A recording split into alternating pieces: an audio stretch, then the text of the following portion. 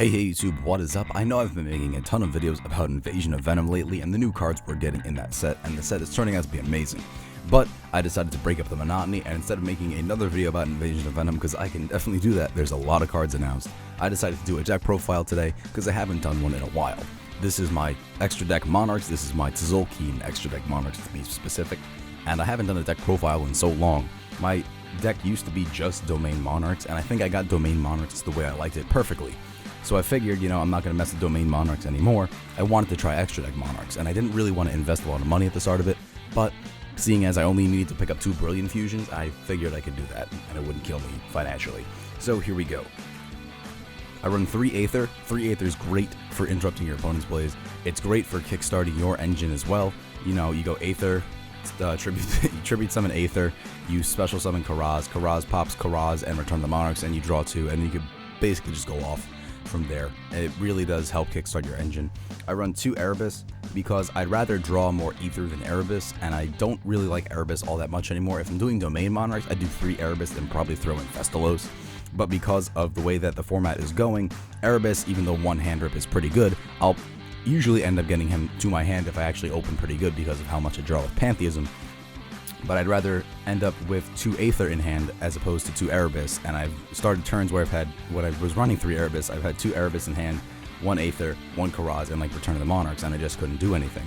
So I'd rather run 2 Erebus because I'll see him eventually. The rip always hurts whenever you give it to a person, and getting 3 just made me break a lot more. That's the way I feel about it.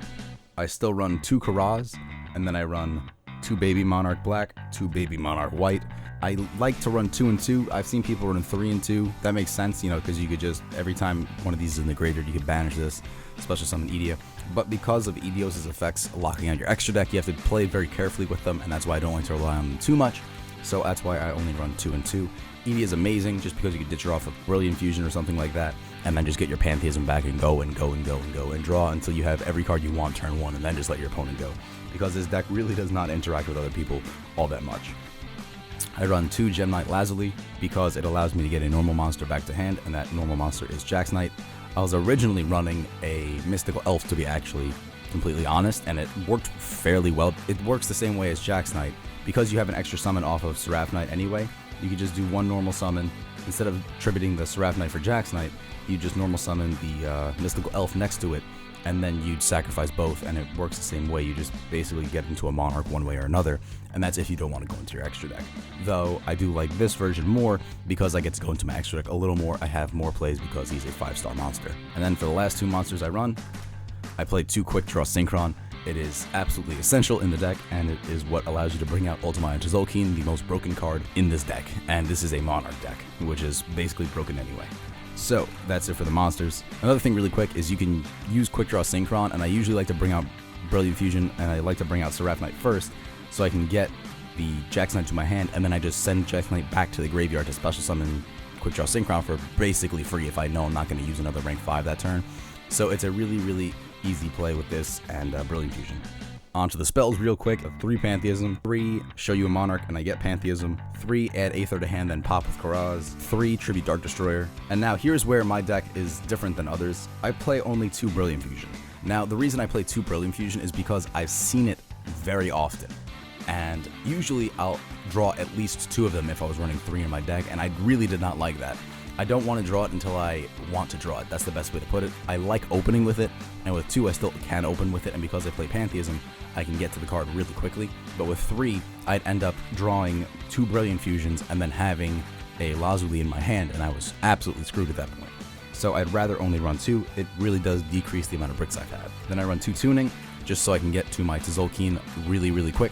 It allows me to search out Quick Draw Synchron, it deck thins, is basically terraforming, and then I get to mill a card to the graveyard. I can't tell you how many times I've milled Pantheism and been happy because I could banish it, or I've milled Yugioh and gotten out banished Pantheism back. The mill really does help a lot. I run 2 Twin Twister. Now some people run Max C in this deck as a response to go second, but the way I play this deck, I actually feel like I get enough draw power that I don't need to worry about whatever you have. I mean, I've actually won a couple matches against Demise Cosmo. The only times I've lost is if I bricked and I had no play.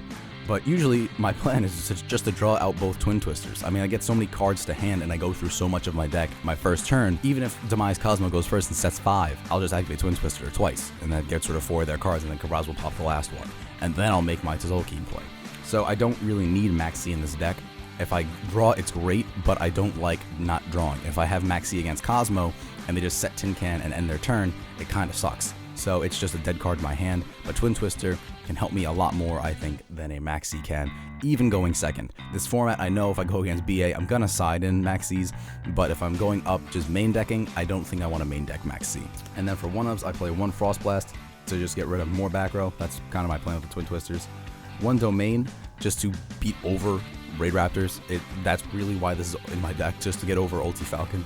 And I play 1 Foolish Burial, just because it allows me to manipulate my graveyard in amazing ways. You send Erebus to the graveyard, activate his graveyard effect, add back any Monarch in the graveyard. You could add back Karaz if you wanted to, you could add back Aether, you could add back Erebus.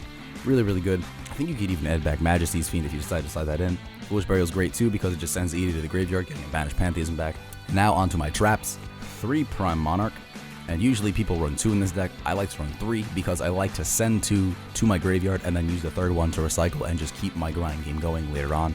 And I play 1 Escalation because it's another target to send just for the monster effects if I really run out. And if I don't, I just add it to my hand with Tenacity, and then the next turn I just Tribute Summon Erebus on my opponent's turn and store forth their monster. Or I Tribute Summon Erebus on their turn, and then I use Aether's effect to Tribute Summon herself on their turn, and then they can't do anything because I Tribute Summoned 2 Monarchs and just destroyed any plan they had set up. So it works really well.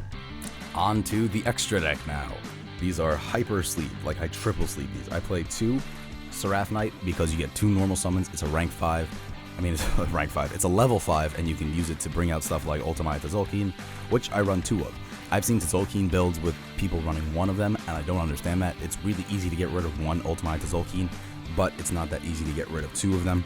You could also do some dirty plays with 2 Tzolkin, and I'll show you in a second. Then for the monsters I run to bring out with Tzolkin, I play 1 Crystal Wing, 1 Stardust Spark, 1 Michael, and 1 Scarlet Red Dragon Archfiend. Ghost Rare, I'm sorry if you can't see the artwork, it's kind of tough to see. Usually I can get 1 of these out no matter what, and then if I'm lucky I can get 2 out. And if I get 2 Tzolkin out and I'm going first, I'll just leave the 2 Tzolkin, and I'll bring out Stardust Spark, and I'll bring out Crystal Wing, and that's it. And then that's my turn because Crystal Wing and Stardust Spark together pretty much protect the Tzolkins, and then next turn if I don't do anything I can just bring out these 2 if I needed to. But there's a dirty play you can do with the 2 Tzolkins because they're technically treated as level 12, and if you're going second and you bring out 2 Tzolkins, a Crystal Wing and a Stardust Spark, you just take the 2 Tzolkins because you know if you're going for game, you're going for game. You just bring out 7 Sins. You can literally immediately XYZ summon into 7 Sins because Tzolkins are counted as level 12s, so you can use 2 level 12s, 2 special summon, the 7 Sins. I pull it off maybe once every 3 games, and that's pretty frequent. It's not a necessary card, but if I have Tzolkins and I'm done using them and they're just taking up board space, I'd rather put out 7 Sins and make my opponent focus on getting rid of the 7 Sins so that I can actually do other plays and they don't interrupt them. Especially going up against Cosmo or something like that, it's ridiculous. Like usually Cosmo, turn 2, will have something from Tin Can. They'll probably have a Dark Destroyer Forerunner or some other card in their hand, but basically when 7 Sins is the board, because you actually XYZ summoned it the normal way, you just detach 2 materials and then banish every special summon monster on your opponent's side of the field. Not too bad for Cosmo because they can get it back with Cosmo Town, but they ain't living till the next turn. So what you do is you just banish, then you take 1 and put it under 7 Sins, and then 7 Sins, if destroyed by battle or card effect, can just detach that material. So it protects itself, which is really, really nice, especially if you have Stardust Spark on board and 7 Sins, they're not getting rid of 7 Sins. So it's a card that's great to sit on, it's a wall, it's tough, and it's an immediate target that you can then build your strategy around. And now for my rank 5s, I play 1 Durandal because after I run through all my Pantheisms, and if my hand is still garbage, I can definitely make 1 Durandal no matter what. So I just make Durandal, shuffle my whole hand back, or if I happen to draw 2 Lazuli for some reason, just make Durandal, shuffle my whole hand back, and I draw equal amounts of cards, and usually that's like 7 cards. So it's amazing that I get to do that. I play 1 Volcasaurus just to get over a lot of monsters that are too big.